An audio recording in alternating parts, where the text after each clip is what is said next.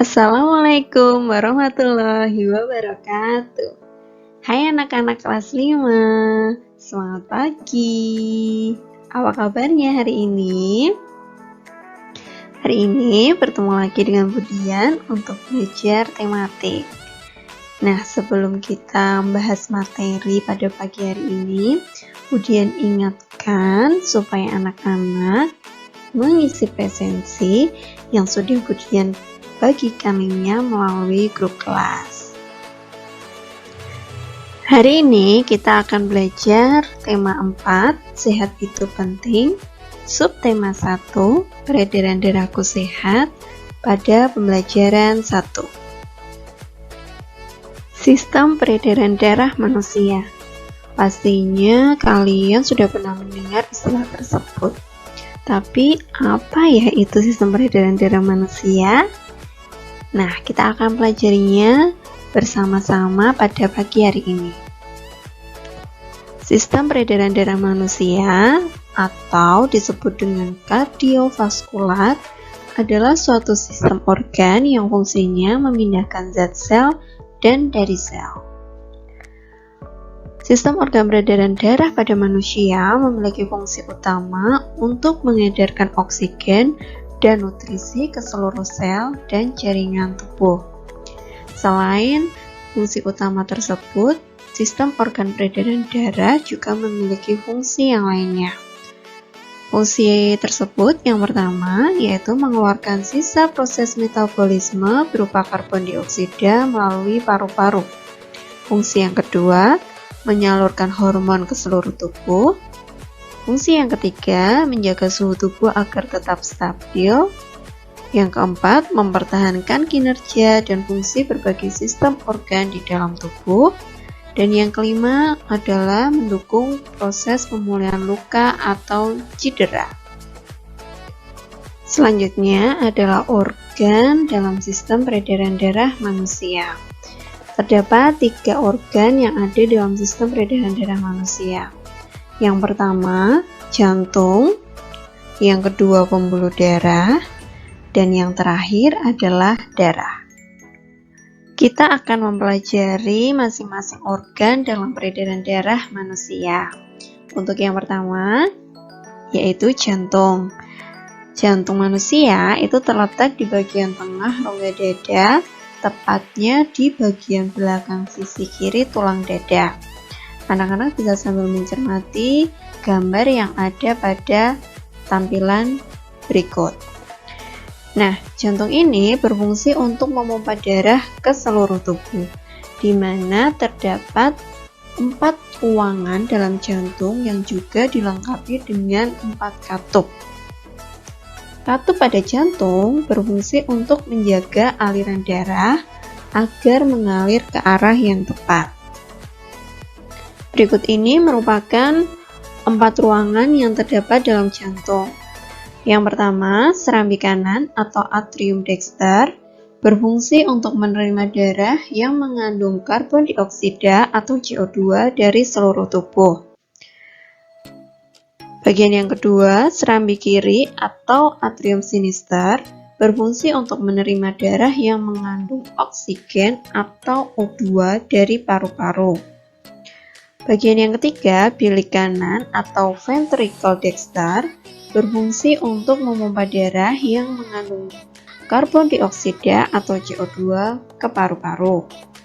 Dan yang terakhir, bilik kiri atau ventricle sinister berfungsi untuk memompa darah yang mengandung oksigen atau O2 ke seluruh tubuh. Nah, jadi anak-anak perlu mengingat istilah yang nantinya akan sering anak-anak temukan dalam mempelajari sistem peredaran darah manusia. Jadi istilah yang pertama, serambi itu nama lainnya adalah atrium, bilik nama lainnya adalah ventricle, kemudian CO2 itu merupakan karbon dioksida dan O2 adalah oksigen. Yang kedua adalah pembuluh darah. Pembuluh darah ini berfungsi untuk mengedarkan darah dari jantung ke berbagai organ dan jaringan tubuh maupun sebaliknya. Nah, dapat anak-anak cermati, di situ terdapat gambar pembuluh darah yang ada pada tubuh kita. Terdapat dua jenis pembuluh darah. Yang pertama adalah arteri dan yang kedua adalah vena. Arteri berfungsi untuk membawa darah yang kaya akan oksigen dari jantung menuju ke seluruh jaringan dan organ tubuh. Sedangkan vena berfungsi untuk membawa darah dari seluruh jaringan dan organ tubuh untuk kembali ke jantung. Jadi, kedua jenis pembuluh darah ini bekerja secara berkebalikan. Jika kalian cermati pada gambar, untuk gambar yang berwarna biru itu merupakan pembuluh darah arteri. Nah, warna biru di situ menunjukkan bahwa pembuluh darah tersebut kaya akan karbon dioksida. Sedangkan pada gambar yang berwarna merah itu merupakan pembuluh darah vena yang menunjukkan akan kaya oksigen. Organ yang ketiga adalah darah. Darah memiliki dua fungsi. Yang pertama, berperan sebagai pembawa nutrisi, oksigen, hormon, dan antibodi ke seluruh tubuh. Fungsi yang kedua, mengangkut zat beracun dan sisa metabolisme, contohnya karbon dioksida. Nah, pada darah manusia terdapat 4 bagian yang terdiri dari plasma darah, sel darah merah atau eritrosit, sel darah putih atau leukosit, dan keping darah atau trombosit, dan disebut juga dengan platelet. Nah, anak-anak sambil dapat mencermati pada gambar, plasma darah ditunjukkan dengan cairan yang berwarna kuning, di mana plasma darah ini mengandung berbagai zat penting, contohnya mengandung protein dan hormon. Zat penting tersebut sangat berperan penting pada tubuh kita. Kemudian untuk sel darah merah atau eritrosit ditunjukkan dengan cairan yang berwarna merah di sini. Atau jika di sebelah kiri, anak-anak juga dapat melihat di mana di sini sel darah merah ini berbentuk lingkaran berwarna merah ini. Nah, sel darah merah ini berfungsi sebagai pembawa oksigen dan karbon dioksida. Untuk yang ketiga, sel darah putih atau disebut dengan leukosit. Di sini dapat anak-anak cermati kalau pada cairan ini berwarna agak kehijauan karena sebenarnya ini berwarna putih, tapi karena tercampur pada cairannya jadi warna putihnya itu seperti tersamarkan, tidak terlihat jelas. Nah, sel darah putih ini atau leukosit ini berfungsi untuk mendeteksi keberadaan benda asing atau berbahaya yang ada dalam tubuh. Contohnya ketika ada kuman atau ketika ada zat beracun yang masuk dalam tubuh kita. Nah, sel darah putih ini yang berfungsi untuk mendeteksi atau mengenali pertama kali adanya benda asing atau zat berbahaya yang ada dalam tubuh. Kemudian keping darah atau nama lainnya trombosit atau platelet. Keping darah ini bertugas untuk menunjang proses pembekuan darah saat terjadi luka atau cedera. Nah, berikut ini Budian tampilkan kembali bagian-bagian pada darah, di mana terdapat 4 bagian, yaitu ada plasma darah, kemudian ada eritrosit atau sel darah merah, kemudian ada leukosit, sel darah putih, dan ada juga trombosit. Nah, perlu kalian ingat baik-baik terdapat 4 bagian pada darah. Ingat-ingat ya anak-anak istilah-istilahnya. Yang selanjutnya yaitu mekanisme sistem peredaran darah manusia. Mekanisme itu berarti cara. Jadi, sistem peredaran darah manusia ini terdiri dari beberapa cara. Yang pertama, yaitu peredaran darah kecil atau disebut juga dengan sirkulasi pulmonal. Yang kedua, peredaran darah besar atau sirkulasi sistematik. Dan yang ketiga adalah sirkulasi koroner. Untuk sirkulasi pulmoner dan sirkulasi sistematik dapat anak-anak cermati pada gambar berikut, di mana sirkulasi pulmoner itu merupakan sirkulasi darah dari jantung menuju ke paru-paru dan sebaliknya. Sedangkan sirkulasi sistematik merupakan sirkulasi darah yang mencakup ke seluruh tubuh. Nah, jadi mengapa kok disebut sistematik itu merupakan peredaran darah besar? Karena sirkulasi sistematik itu merupakan sirkulasi darah yang mencakup ke seluruh tubuh. Jadi cakupannya lebih luas. Sedangkan sirkulasi pulmoner itu merupakan sirkulasi atau peredaran darah kecil karena sirkulasi ini hanya mencakup dari jantung menuju ke paru-paru atau sebaliknya dari paru-paru menuju ke jantung. Untuk sirkulasi koroner merupakan sirkulasi yang berfungsi untuk memasok oksigen dan nutrisi ke jantung serta mengeluarkan karbon dioksida dan hasil dari metabolisme. Nah, pada sirkulasi koroner ini penting sekali karena berpengaruh pada kecukupan asupan nutrisi dan oksigen pada jantung manusia. Semisal jantung manusia itu sampai kekurangan asupan oksigen dan nutrisi, maka nanti akan berpengaruh pada kesehatan jantung manusia. Nah, di mana gangguan-gangguan pada jantung tersebut selanjutnya akan kita pelajari pada slide berikutnya. Berikut ini merupakan gangguan pada sistem peredaran darah pada manusia. Yang pertama, hipertensi atau tekanan darah tinggi. Yang kedua adalah penyumbatan pembuluh darah arteri. Yang ketiga, penyakit jantung koroner. Yang keempat, gagal jantung. Yang kelima, lemah jantung. Dan yang keenam, penyakit jantung bawaan. Keenam, gangguan pada sistem peredaran darah manusia ini tentunya cukup berbahaya pada kesehatan manusia karena bisa berujung pada nyawa dari setiap manusia. Jadi penting sekali anak-anak untuk memperhatikan kesehatan pada tubuh kita, terutama pada kesehatan jantung. Untuk yang selanjutnya kita masuk pada materi bahasa Indonesia yaitu tentang pantun, dimana ini nanti kita akan membahas tentang ciri-ciri pantun.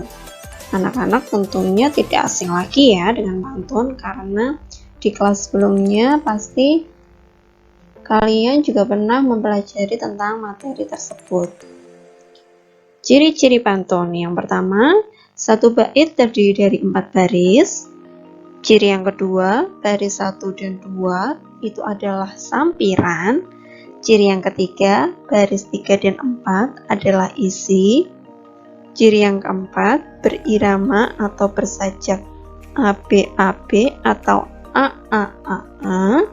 Dan ciri yang terakhir, satu bait pantun terdiri dari 8 sampai dengan 12 suku kata.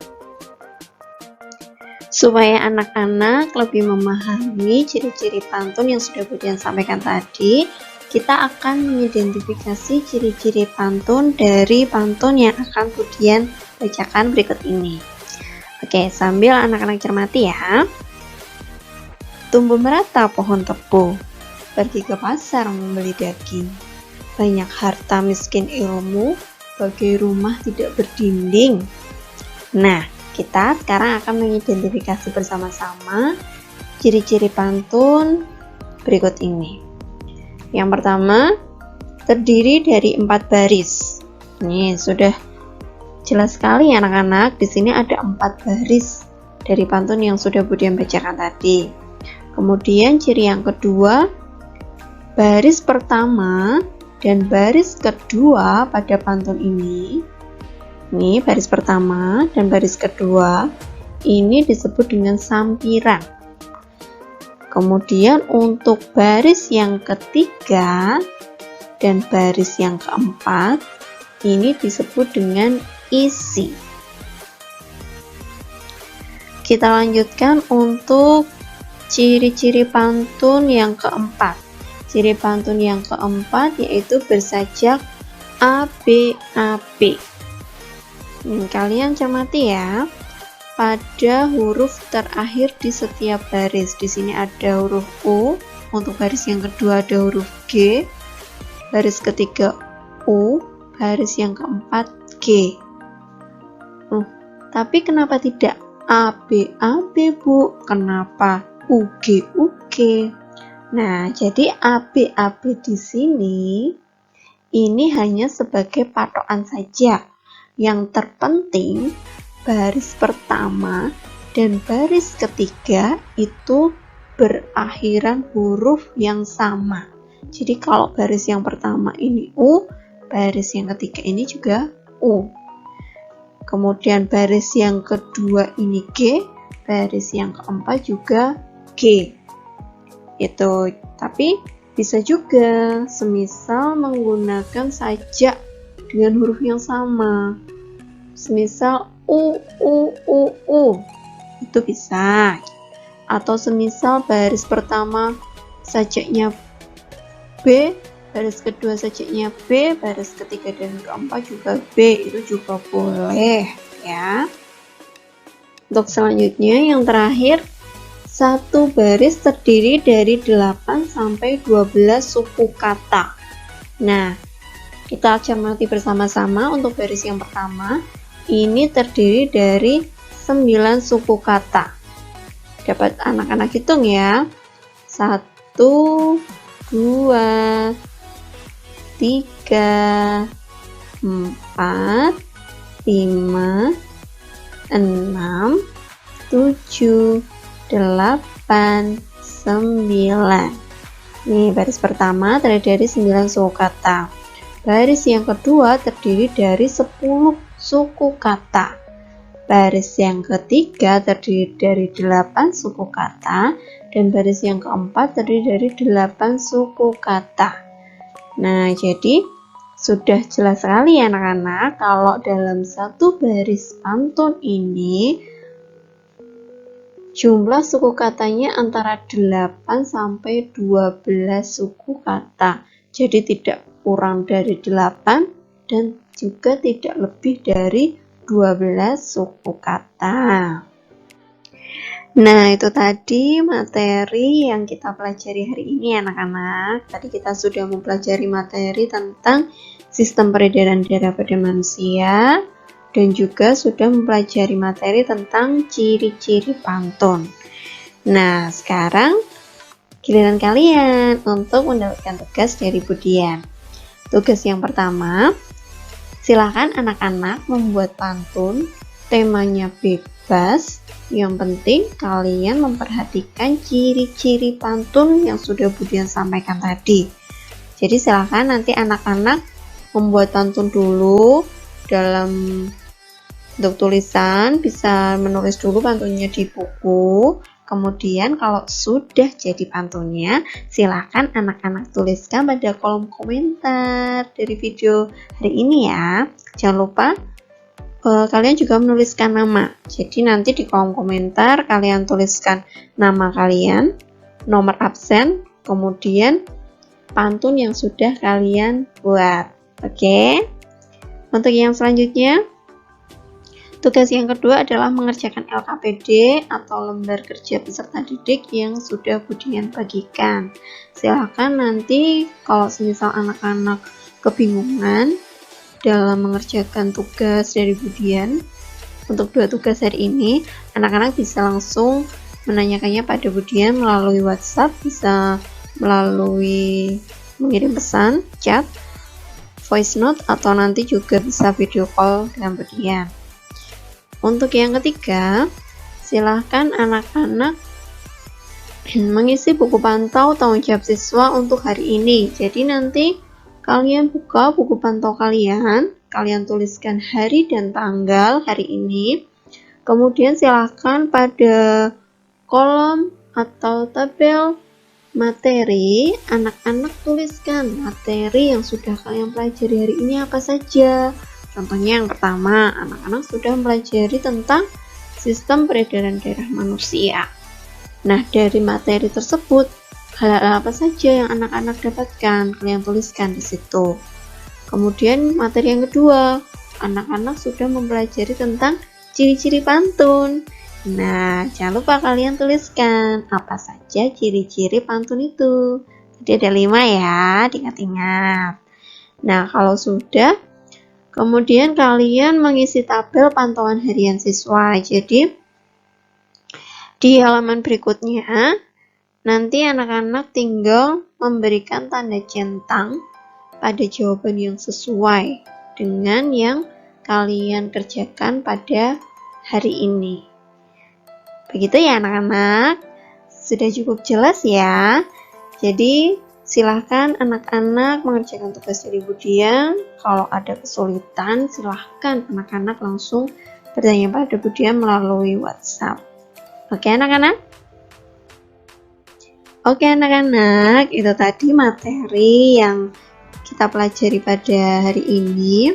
Silahkan anak-anak juga dapat menambah pengetahuan kalian dengan membaca LKS dari halaman 173 sampai 177. Di situ juga terdapat materi yang sudah Budian bahas. Jadi silahkan anak-anak tetap semangat dalam mempelajari sesuatu yang bermanfaat, terutama itu untuk mengejar mimpi-mimpi kalian. Oke? Ya, tetap semangat belajar ya anak-anak dan selalu jaga kesehatan. Cukup sekian video dari Budian. Wassalamualaikum warahmatullahi wabarakatuh. Sampai jumpa anak-anak.